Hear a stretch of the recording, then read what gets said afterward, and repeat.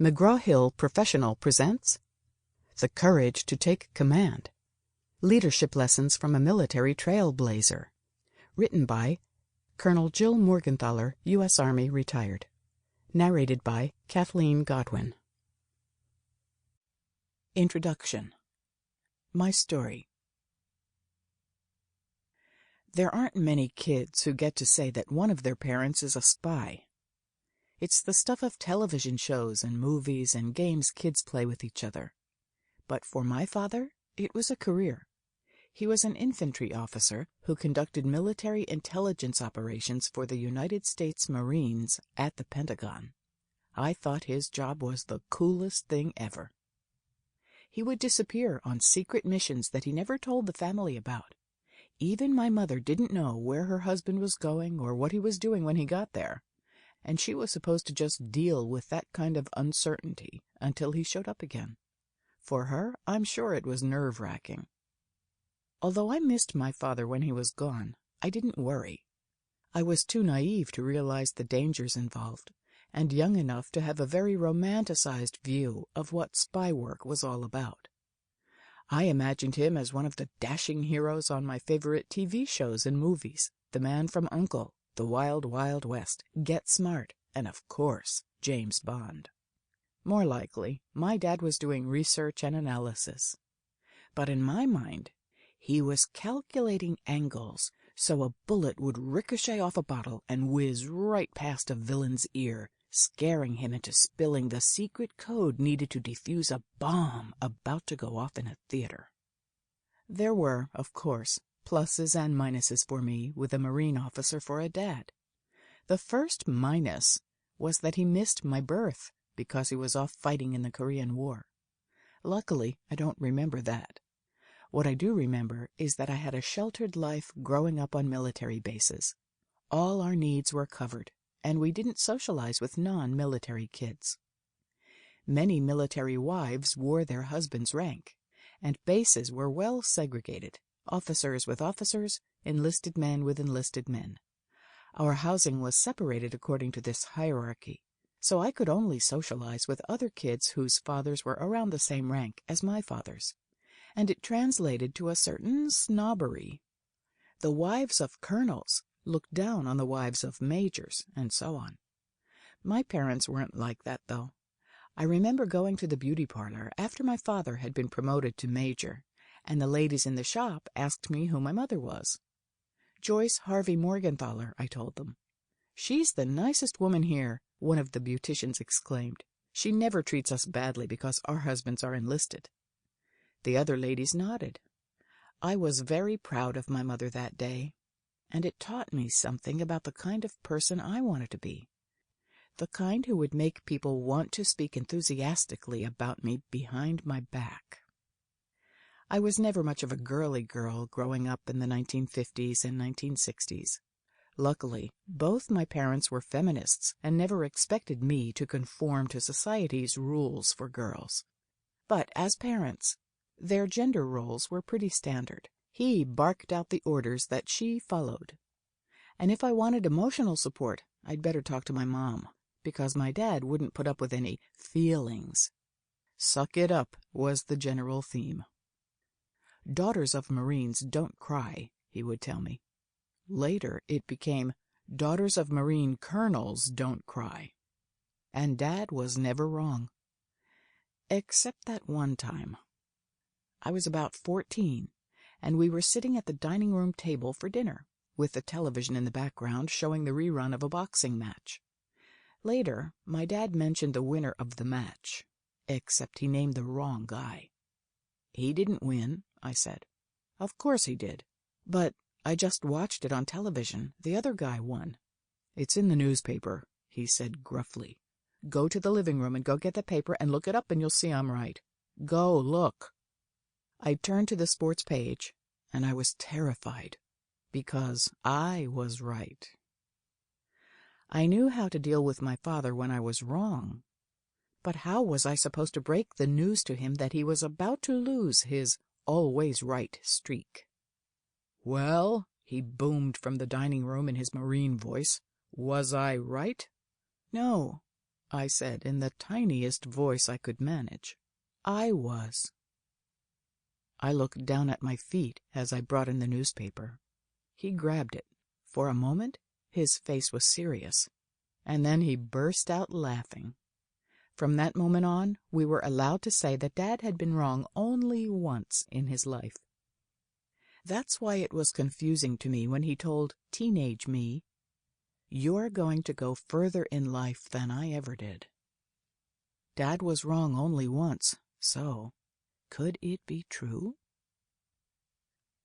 "They're opening up the ROTC to women on a trial basis," my father told me, his eyes lit up with possibility. The move to an all-volunteer force had led to aggressive recruitment strategies. The military needed more bodies, even if they were female.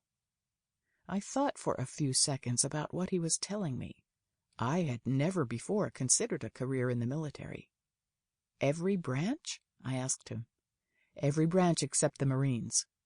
"Then I'm not interested." I was the daughter of a Marine, and I'd been brought up to believe that the Marines were the best. But sometime between that conversation in summer and the day I arrived as a freshman at Penn State in September 1972, I had a change of heart. I walked up to the Willard Building, which housed the ROTC programs. My choice was simple. I didn't like flying, and I was prone to seasickness, so I chose the Army. "I want to be a spy," I told the officer. "I wanted to do the top-secret stuff my father was doing at the Pentagon." "You should apply for a scholarship," he said. "This year is the first year we're offering 4-year scholarships to women." I had to go before the board that would decide on the scholarship recipients. Several young women went for their interviews before I did, and they chatted about their experiences afterward. "What did they ask you?" "Well, they wanted to know if I'd ever seen MASH and what I thought of it. And they asked me what I think the military does." Softball questions. No worries. I had this thing nailed. I wasn't even nervous until I sat down in front of a seemingly completely different board from the one that all the other women had appeared before.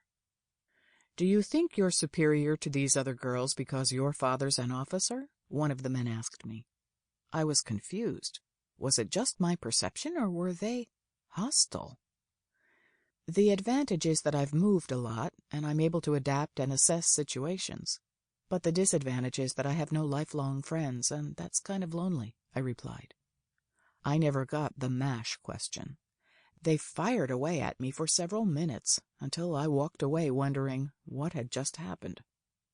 But I must have had the right answers, because I became one of the first group of 6 women to receive a 4-year scholarship to Penn State.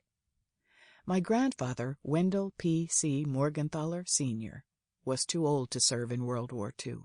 He was thrilled when my father was accepted in the U.S. Naval Academy and later commissioned as a Marine Corps officer. My grandfather became a recruiter for the Academy and a regular at the Officers' Club in Harrisburg. When he learned that I had followed in Dad's footsteps, he called me to tell me how proud he was. He requested a press release and photo from the ROTC brigade that he could send to his local newspaper, his granddaughter one of the first scholarship recipients. He invited me to visit and met me at the bus terminal with flowers. He couldn't wait to take me to the Officers' Club and show me off to all the guys. But what a shock it was for both of us to see the following day's newspaper. When you want people to salute in the Army, you say, "Present arms." Under the women's picture ran the caption, "Present legs." I hated seeing my grandfather humiliated, and I was none too pleased about it either. Our Army scholarships were a significant leap toward equality for women, and the newspaper staff had seen fit to trivialize it by making silly sexual commentary. I hoped that the men I would serve with would not make that same judgment, but my dad was not so sure. As thrilled as my parents were for me, he warned me, "They don't want you there." "What do you mean?" "Most of the men don't want to see women in the military. You're going to have to work harder than everyone else to get any respect." Doubts crept in. Was I making the right decision? It wouldn't take long to be tested. Soon after I signed up, I learned that those of us on scholarship were expected to join an extracurricular activity, either the Rangers or the drill team.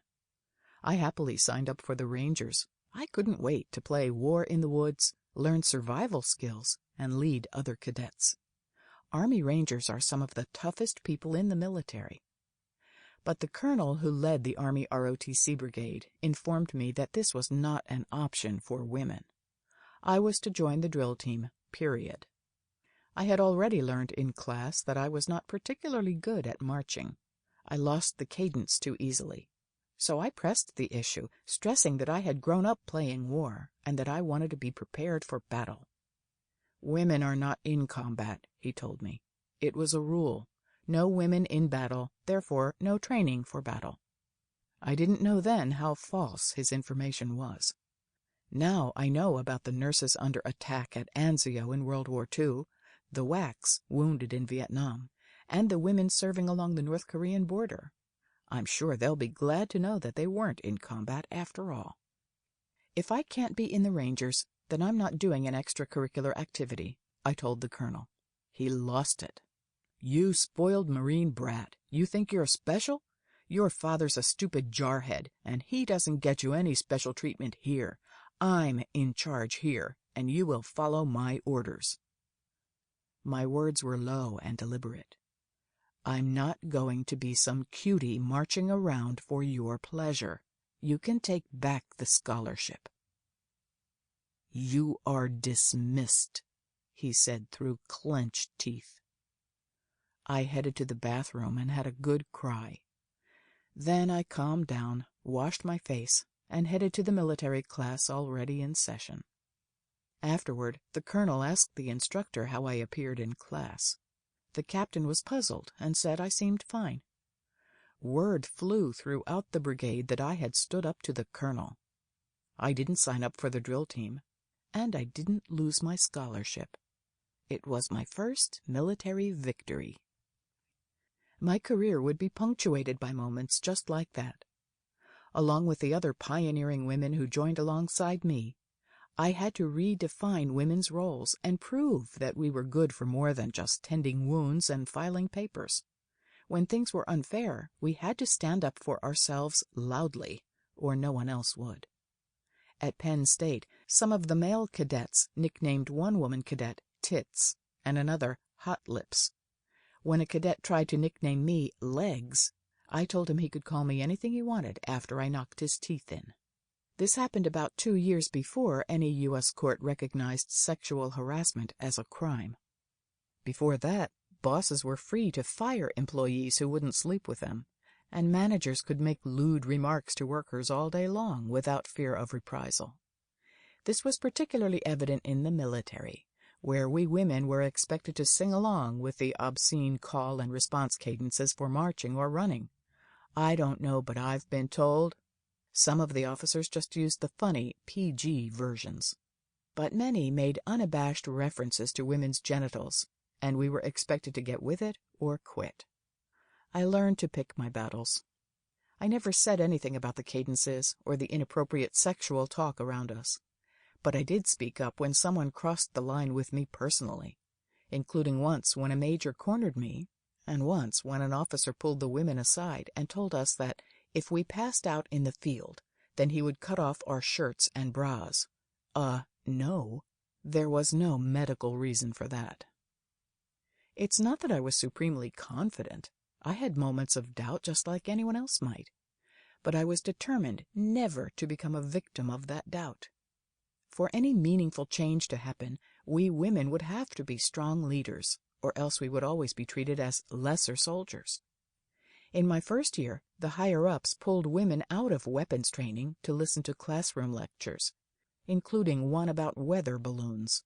I remember it specifically because all of us women nodded off at one point in the class, and the poor professor said, "You must not have had much sleep last night." He was right, but we were also really tired of taking time-filler classes, when what we should have been doing was training for battle. None of us wanted to be unprepared. A war does not choose its victims by gender. So we yelled about it, loud and long. The following year, women weren't pulled out of combat training classes anymore. Progress. Getting taken seriously wasn't our only problem, though. On my first assignment in Korea in 1977, I encountered another major problem: prostitution. Married men were openly cheating on their wives, calling it geographical bachelorhood. Single young men were handing over their whole paychecks at the brothels. They'd bring strippers and prostitutes into the clubs, and had no concern about how that would make the rest of us women feel. What it did was sour me on the idea of marriage. It seemed that all the men were cheating, so why bother with marriage? It also seemed that they'd lost the very notion of women as people. I had nearly every man in the officers' club competing for my affection. I'd never had that much attention in my life. But it wasn't because they all cared about me, or even had any idea who I was. To them, I was just a warm body. And because I was an American, I was free. Prostitutes cost money. When I was a junior officer, the same men who fell all over themselves to sweet-talk me at night would try to avoid saluting me during the day. In the military, you are always supposed to stop what you are doing and salute any officer who outranks you.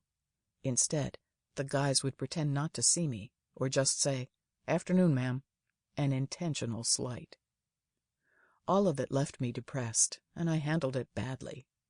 I gained weight so men would leave me alone and stop thinking of me as a sexual object, and I began waiting in the building until everyone else had left, so I wouldn't have to encounter the enlisted men on my way out and feel their disrespect. But one day, I got tired of being depressed.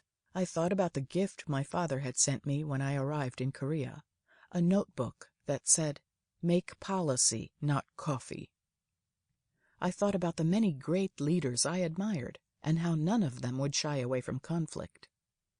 If you let those guys get away with it once, they win, I told myself. It was crazy that I was hiding out in a building because some men didn't want to show respect. So the next time it happened, I made sure to counter it quickly. "Oh," I said, "you've forgotten how to salute. Well, that's okay, because I can show you. Come here, soldier." I made him salute over and over and over again. This went on for an extraordinary length of time, and soon word spread among the enlisted men that you probably should just salute Lieutenant Morgenthaler, or she'd waste your whole afternoon. At every turn, I was well aware of the consequences of my performance. Whatever I did or failed to do had the potential to change the future for all the women who would come after me. If I showed emotion, my commanders would not say that Jill Morgenthaler showed emotion. They would say that women are too emotional. I knew that my father had been right. I would have to work twice as hard for half the recognition. So instead of complaining about it, that's what I set out to do.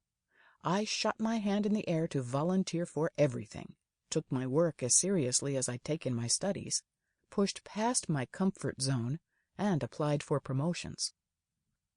My life in the military was full of many firsts. I was the first female company commander in the Army Security Agency Group Korea, serving along the Korean Demilitarized Zone, DMZ. The first female battalion commander in the 88th Regional Support Command, and the first female brigade commander in the 84th Division, commanding hundreds of soldiers across 6 states. In Illinois, I was the first woman to lead Homeland Security. Between 1976 and my retirement in 2006, I served in command centers in Korea, Germany, Bosnia, and Iraq, earning the Legion of Merit and the Bronze Star. It was meaningful to me to know that my work was saving lives and bringing people freedom. You might think that after all my years of service, sexism would be much less of a problem. But consider this. After the birth of my second child, I took off 1 weekend from the reserve unit, 2 days, when I was entitled to months of maternity leave.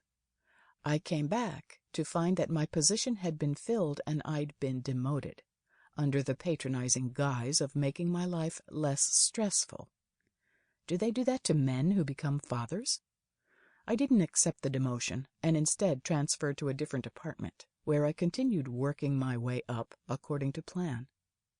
Never did I accept the limitations that others tried to impose on me, whether in the military or in my civilian work.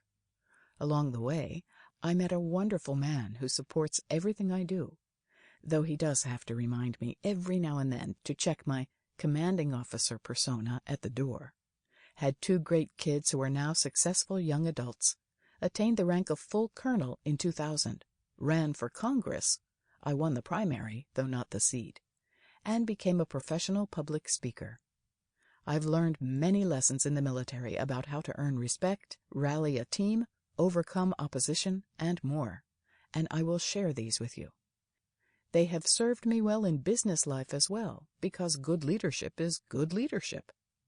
The same interpersonal skills, work ethic, and mindset apply, which is why I've been able to train others to be more effective managers and business owners. I've seen a lot in this lifetime, rich and poor, just and unjust, oppressed and free, war and peace, the privileged and the marginalized. I've learned from each person I've met, and all of it has led me to the kind of life I'm proud to be living. And I got to be a spy after all. Chapter 1. Overcoming Obstacles. The Army had just started letting women in, so I knew I'd be something of a rarity when I departed for officer boot camp in the summer of 1975, right after my junior year in college. But I didn't account for just how rare. There were 83 female cadets on a military base of 50,000 men, and as my father had warned me, many of the men were not prepared to sissify the Army with women. I was called every name in the book: bitch, butch, bimbo, and those were just the names beginning with the letter B. Obstacles? Heck yes. Showing my face on the first day was facing an obstacle. Boot camp is no picnic for anyone, but there was an extra dimension when I realized that some people didn't want to break us down to build us back up, but rather just to break us down and get us to leave as quickly as possible. Not only was I determined to stay, I was set on learning what it took to be a great leader. What put me on track was my first military role model. I was assigned to one of the few companies that had women, 4 women in a company of 36. I was in a squad with 8 men. The commander, a field artillery captain, was not sure what to do with the 4 women in his company, but I lucked out with his first sergeant. Sergeant Sampson took his job seriously, to train cadets to lead. He had risen through the ranks in the 1960s and received a field commission as an officer in the Vietnam War. Although he was reduced in rank after the war because there were too many junior officers, he continued to serve as a sergeant rather than retiring.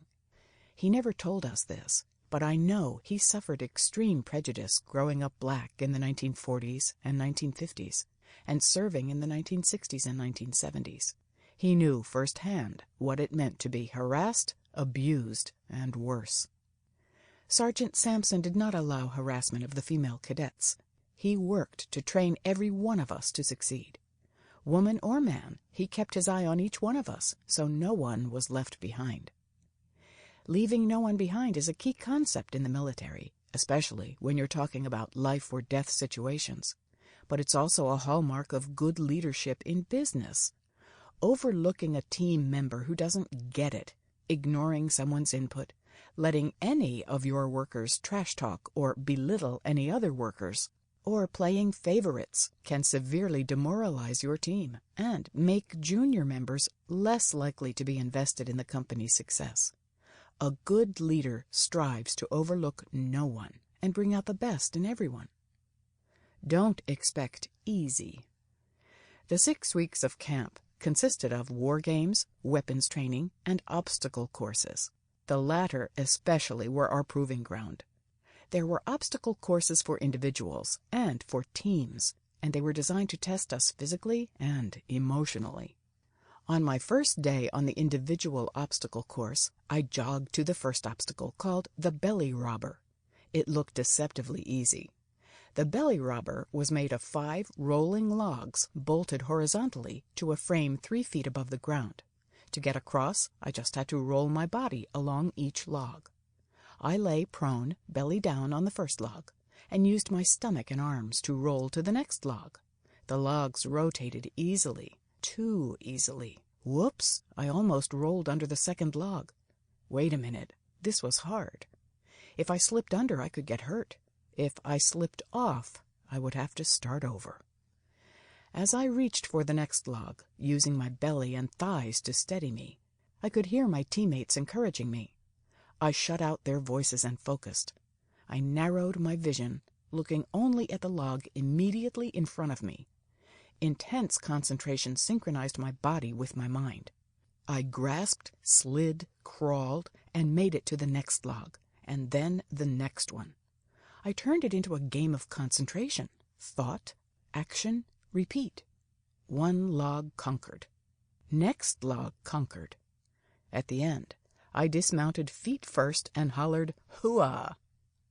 Hooah is a term in the Army that, when used as a statement, means, "I got it, I understand," or "will do." When used as a question, hooah translates into, "Do you agree?" or "Do you understand?" What I learned from the first obstacle was not to underestimate it and not to look too far ahead. It is important to stay focused on the task at hand. This is true in wider applications.